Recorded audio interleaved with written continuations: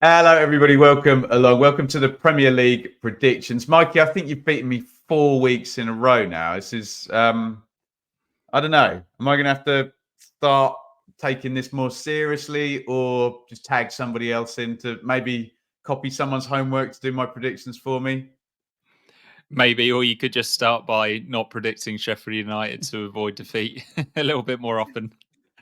Oi, you teacher, leave them blades alone, in the words of Pink Floyd, wasn't it? There we go. So last week, Mikey, you got Luton Man United bob on. You had 2-1 away win. I also got a 2-1 away win with Villa winning at Fulham, but I only got two other results. You got five other results. So you were just pretty accurate across the board, and I couldn't cash in on my 3-pointer. Play along, guys, in the comments. We'll stick all the games in the description so you can copy and paste that, stick your own predictions in as you go. By the way, we disregard anything that says edited next to it because we think you've cheated after the fact if I see that word, even if you hadn't and you were just changing your grammar beforehand. Mikey, only 8 games for you this round. We've got the EFL Cup Final, which always seems to be Chelsea versus Liverpool, doesn't it? So only 8 to talk about. I don't know whether that increases my chances of beating you or decreases them.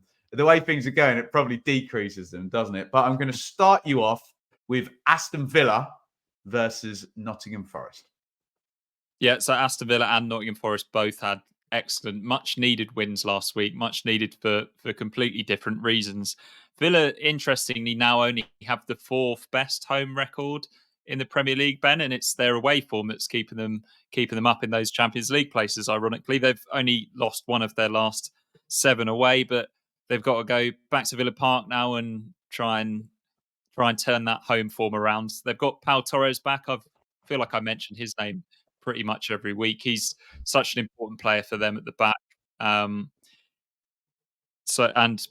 Ollie Watkins up front. He's the other one that we mention every week. He's on course, Ben, to be the first Villa player to ever score 20 plus goals in a Premier League season. Would you believe? You think all of the fantastic Stan strikers Collymore or Dion Dublin years? didn't No, do that. didn't do it. No. Yeah, surprising one that. No, Dwight York never managed it either. Not at Aston Villa Christ, anyway. yeah. Forest beat Villa under Cooper a few weeks ago. That was back in November. And Unai Emery has a pretty bad record against Nuno Espirito Santo. He's only won one of their last 6 meetings, and I think he's lost both times he's faced him in the Premier League. So there might be something in that. I can't see Villa losing 3 games in a row at Villa Park, though. So I'm going to go for a narrow win in this one because Forest, look at their attacking trio, is probably as good as any in the league at the moment. Awani, Hudson-Odoi, and Alanga just causing so many problems for teams on the break. They've got serious firepower now. So I see them scoring, but I just fancy Villa and Emery to do a job on them for this one. I'm going for a narrow 2-1 home win. Okay. I'll go a little bit tactically then. Because I think, as you said, I think Nuno might be able to stop Emery. So I might go straight in with a 1-1er, Mikey. I think you mentioned that Forest are capable of scoring. I don't see Forest winning, I have to say. I either see the Villa win or the draw. But being you've gone for the Villa win, I'll take the draw and I'll take the very dull and boring 1-1. And we'll move you straight on to Brighton and Hove Albion versus Everton. Yeah, and last week was a bit of a breeze for Brighton, wasn't it? I think I predicted Brighton to win at Sheffield United. Obviously, the Blaze weren't helped by that early red card, were they? But Brighton did a number on them, didn't they? Having a Dingra back from the Africa Cup of Nations, he's so full of confidence. He had a brilliant tournament there. He immediately comes back in and scores 2 goals for Brighton. He's going to be huge for them because they've got so many injuries in that team. So every player that they can get out there and in a little bit of form is going to get lots of minutes. Everton, on the other hand, 0 goals in their last 3 games away. we'll find out about their points deduction, I think, in between us recording this and the match taking place. So I don't know whether it's going to be Everton Is that public lifted out info, of the that, bottom three. Mikey? I believe so. Yeah.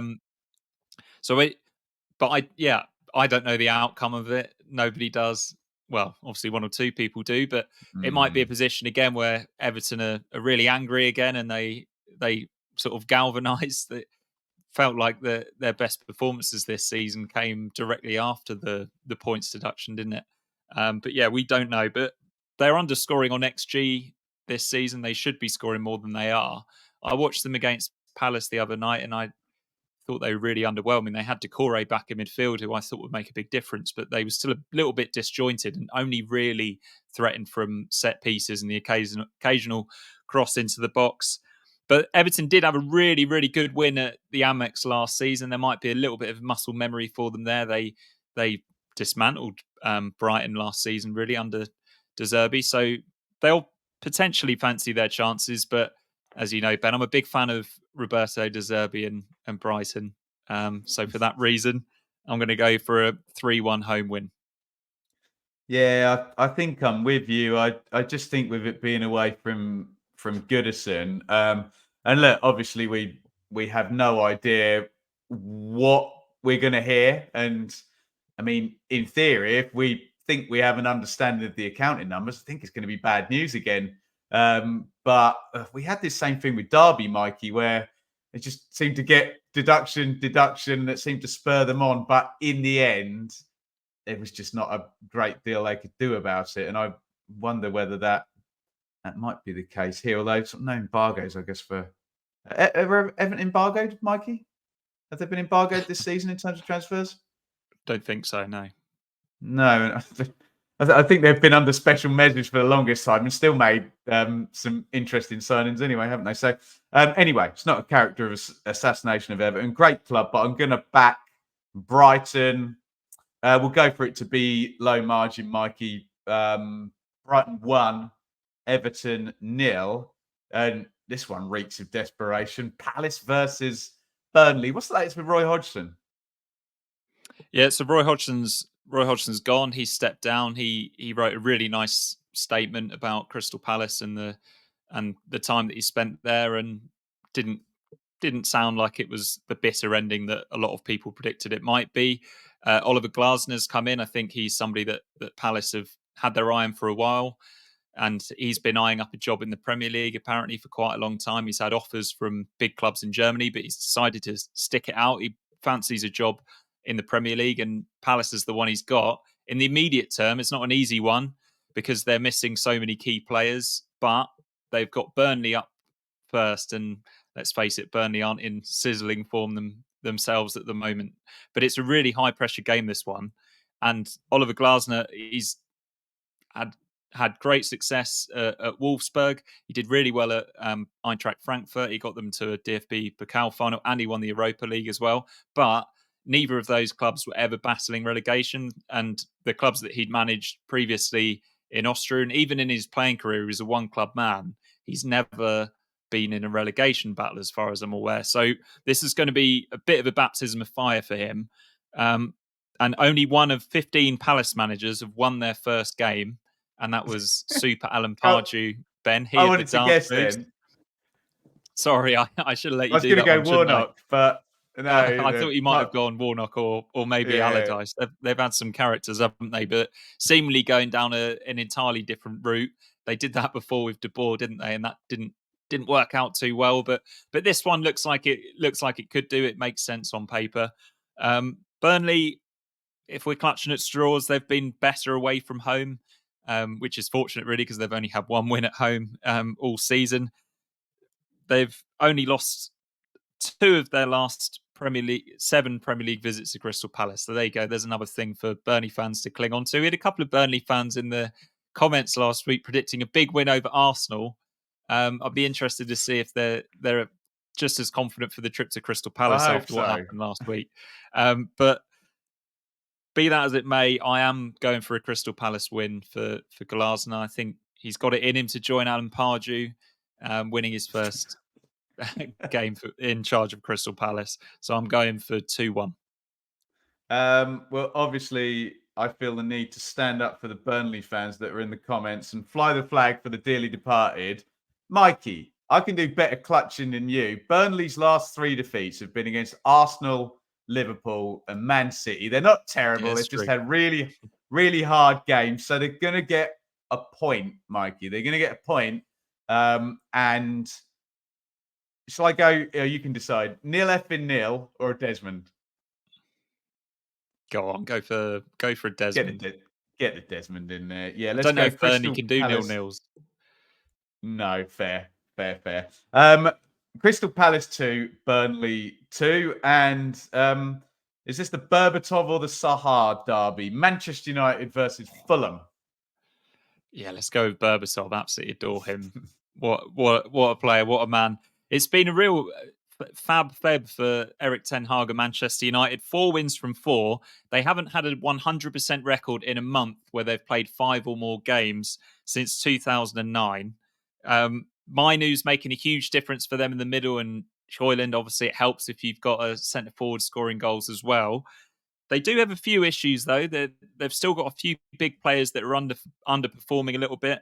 Bruno Fernandes being one of them, but he has a really good record against Fulham, and he scored the winner in the previous fixture against this opposition at Craven Cottage a few months ago. Fulham have had no win in 16 against Manchester United. They don't like playing them at all. The last time they did beat them was back in 2009, a second mention for that year. Danny Murphy, Bobby Zamora, and Damien Duff. There's 3 lovely noughties Premier League footballers, aren't they? Love They've it. been wretched away from home this season, though, Fulham. No win away from home since the opening day. And I can't see that changing at Old Trafford. But you never know with Manchester United this season. You never know. But I'm just to try and be a little bit bold, I'm going to predict that Manchester United are going to easily beat a team. I'm going for a 4-1 scoreline. Is that for a bonus point, Mikey? Yeah, I'll take my bonus point on Manchester United 4, Fulham 1. Yeah, I'm starting to trust Manchester United again now. Just quickly before I predict, is there any chance Mainu is he English, right? Yeah. Could he be in the England reckoning? A lot of people are expecting him to be in the squad in March because he's in such good form, and obviously that's a problem position for England. Curtis Jones is now suffering from a little injury as well, so he was a player that a lot of people were touting to be in there. But I think, Kobbie Mainoo ticks a lot of boxes. It's just unfortunate that he's not a year older and emerged a year previously, because then I think he'd be a dead cert to play in that double pivot alongside Declan Rice. Yeah, alongside Calvin Phillips, if it's good old Gareth, won't it? But love Calvin. So I'm beginning to start to trust Manchester United again. I'm going to go both teams to score.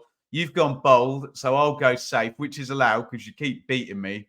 So I'll go 3-1 instead of 4-1. And we just take a quick pause for the cause, Mikey. As ever, our lovely channel here is brought to you in association with Match Bingo. We are going to be watching along. If you are a Premier League fan, I know we have mostly Championship fans, please take a look at Leeds versus Leicester on Friday night. It's going to be a fantastic game, absolutely brilliant narrative around it, and 2 really good teams, some really good players on show in that one. And spice it up, colour to the world, spice up your life, every boy and every girl. Spice up your life. There we go. Some Spice Girls were great, weren't they?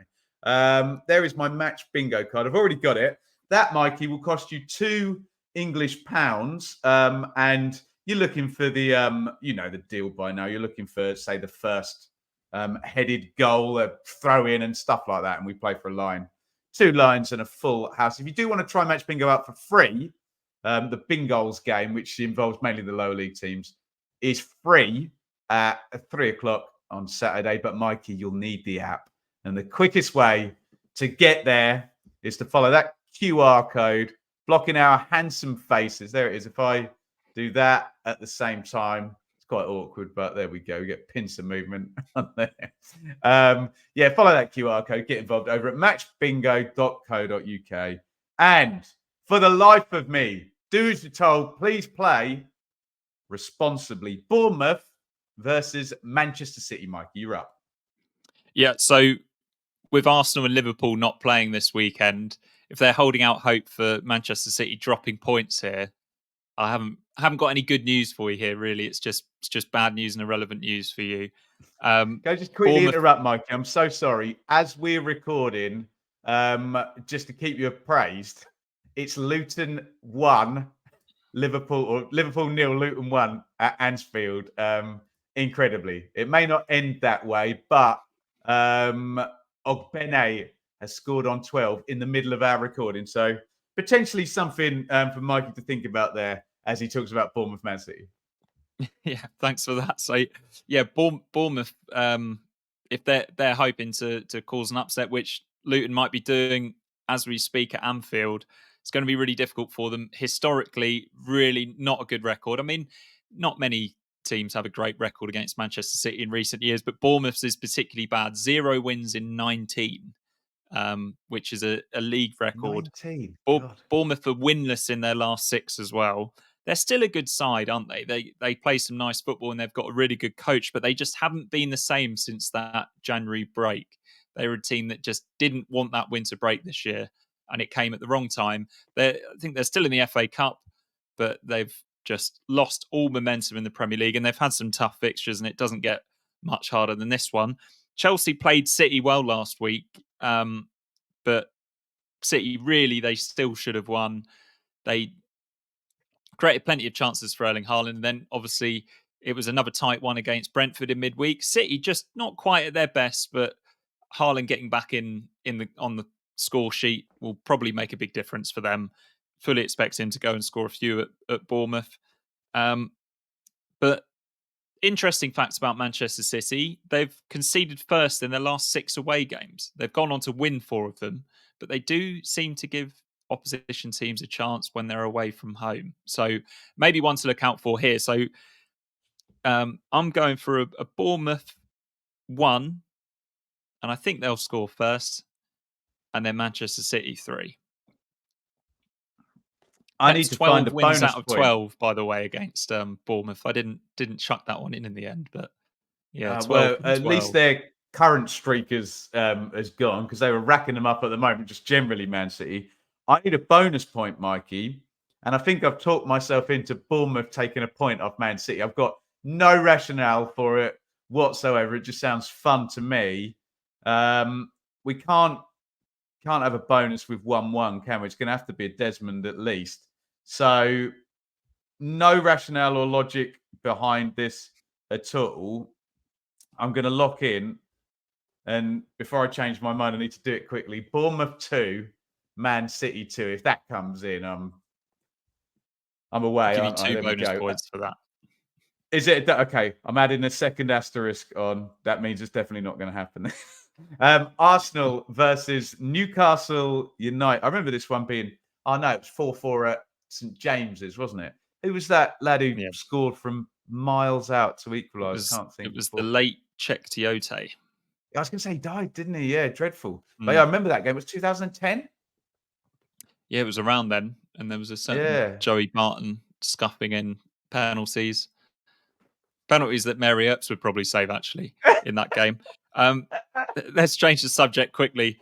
Arsenal v Newcastle. Arsenal really feels like they're in the title race at the moment, doesn't it? Things can change quickly, but it really does feel like they're in it at the moment.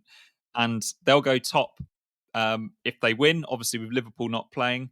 I've got that wrong, haven't I? They'll go top if Luton manage to get a result against Liverpool and Arsenal win at the weekend.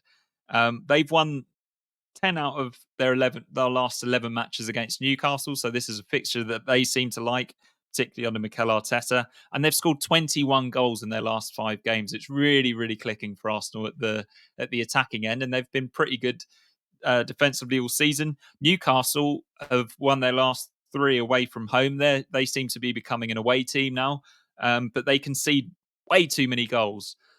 The good news for them is that Isak and Joe Willock could be back. That will lighten the load a little bit for Anthony Gordon. There's no Champions League for Newcastle, and there is for Arsenal. They're playing in Porto this evening as we film it. So there could be something in that. And for that reason, I'm going to predict the cat amongst the pigeons in the title race. I'm going for Newcastle to nick a 2-2 draw at the Emirates. Interesting. Very, very interesting. It's only the Champions League wrinkle they've got to cope with. Otherwise, I make them comfortable winners. They're on fire at the moment, Arsenal. So I will play tactically against you. And I was just looking. You're right, actually. The Arsenal goal difference is obviously now superior. So if Luton were to just draw at Liverpool, Arsenal could make the overtake. They'd be tied on 58 points, but Arsenal would be top on goal difference because of what you said, the million goals they've scored in the last 4 games. So I'll go for form to continue. I'm torn between 3 goals for Arsenal or 4 goals for Arsenal. I'm going to go 3. I'm going to go Arsenal 3, Newcastle 0. And I think they are, coasting along very nicely at the moment. I'm not saying that's going to continue right to the end of the season, but enjoying them at the moment. Wolves versus Sheffield United. Yeah, Wolves are having a great season, aren't they? Under Gary O'Neill, things are really clicking for them. He seems to have a fantastic relationship with the fans as well. Definitely on the evidence of those celebrations away at Tottenham at the full-time whistle last Saturday. Really good result for them. And Pedro Neto, they've got a man who's in blistering form. I think the way he's playing at the moment, he'd probably get in any team in the Premier League. He's been Mikey, that good. quickly, 35 points. They're safe, yeah? Yeah, Wolves are safe and they're looking up. There's every chance that they finish in the top half. They'll go into the top half if they win this one.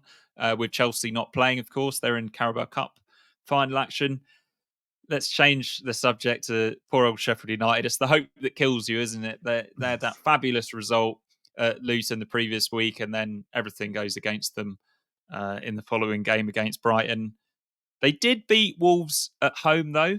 Maybe they'll fancy their first double of the season. That was still under Heckingbottom, but a lot of the players that were playing that day were playing against them at Bramall Lane, so they might fancy their chances over at Wolves. But I just can't see beyond a Wolves win, and I'm going for it with a 2-0 margin. Well, you started the show by saying the reason that I'm not beating you in this every week is because I keep predicting Sheffield United to win and they never do. So that means I can back against Sheffield United and blame you. So that is exactly what I'm going to do. I'm going to do both those things, Mikey, because I am a Sam Morsey style player here. So 2-0 sounded quite likely, though, didn't it? I'm going to go 1-0 then. Wolves 1, Sheffield United 0. There we go. I'm breaking the habit of a lifetime and going against the dearly departed there. Finally, West Ham United versus up for sale apparently now, Brentford. Yeah, it's starting to get a little bit toxic again at West Ham. They've lost 3 of their last 3. They've scored 0 goals and conceded 11 goals in that spell. A lot of fans looking for a fresh start. I think a lot of fans have wanted a fresh start for quite a long time, and they've managed to win a European final and finish high up in the Premier League. But obviously, we know there's more to football than just that. I think the entertainment isn't there and they're not ambitious enough in a lot of games, and they fancy something new like Crystal Palace are about to get with Glasner. But if David Moyes is going to stick around, he badly needs Lucas Paquetá back, because this poor run of form basically started the moment that he was injured and out of the team. Without him there, they don't really have the same creative force. They've got nobody to get the ball to the likes of Jared Bowen in the attacking positions. There's half a chance that Pakistan could be back in this game, but I just can't see it because he hasn't been involved in any squads yet. This is a winnable run that's coming up for Moyes, and as I called him last week, he is the Houdini of football management. He can just get a result when he looks dead and buried. Brentford were pretty dangerous, weren't they, last Saturday against Liverpool? Maupay and Tony, I was really impressed by Maupay, actually. He looks like a really good foil for Ivan Toney. I thought he was the better player out of him and Tony against Liverpool. And then they went to the Etihad and gave a good account for themselves there as well. I could see them being a little bit tired after that one, though. A lot of chasing the ball at the Etihad. I know Thomas Frank did rotate a little bit in that game, but I think it's going to be difficult for them off the back of that one. Tony has scored 5 in his last 7 London games. There's a little stat that Brentford fans can cling to a little bit, but I don't think he's going to score in this one because I think it's going to be a David Moyes 1-0 special. Brentford have played Man City like twice in the last 4 games or something ridiculous. So looking at that recent form, they also had Liverpool as well. So I'm going to... And Spurs. They got a good win at Wolves.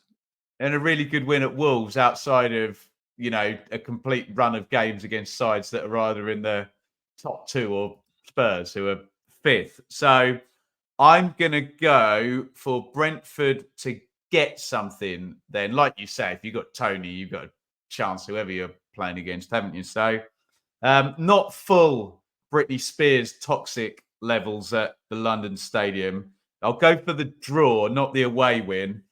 Mikey, I've only played one 1-1er, so I'm going to play another one because it's Moyes. We'll keep it low scoring.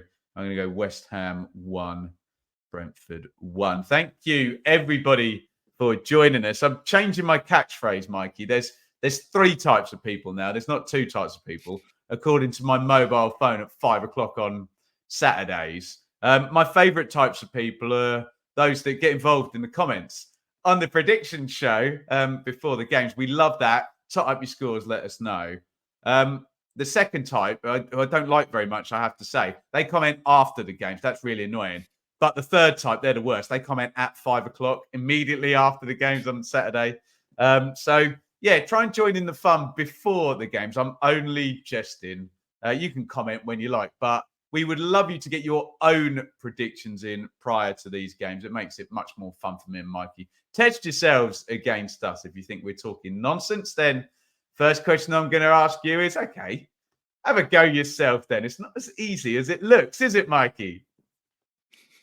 No, it definitely isn't. As we're proving week on week, aren't we? Yeah, there you go. So look, get involved. Great numbers if we get enough requests in the comments. We had a really good response for FA Cup last time, Mikey. So if you want us to look at the FA Cup, let us know in the comments. And if we get enough sort of positive reaction to that, we'll cover the FA Cup, which seemed to go over really well with you guys last time. Thank you as ever to Mikey. And last word from you, fella, ahead of another Premier League weekend. Yeah, so if this has whetted your appetite for expert chat on the Premier League, please tune into the Premier League preview show. It's available on all of the Premier League broadcasters, including TNT and Premier League channel. I believe, Sky Sports Premier League channel. It will usually air at about 6:30 on a Friday evening, then various times through the night. And you might recognise one of the voiceover artists this week because I've been given the microphone for this week's show. Very handsome, powerful, charismatic voiceover. I'm sure we will all agree. Check Mikey out over on the Premier League preview show. And thank you for watching this Premier League preview show as well. We'll see you next week, maybe for the FA Cup as well. Now, you might see a YouTuber with millions of subscribers and views a week driving a Bentley. It's a bit more modest, I have to say, when you're covering the Championship. So if you can find a few quid each month to support over on Patreon or by hitting the join button here, you are making the world of difference for myself, Shaylee and Enid.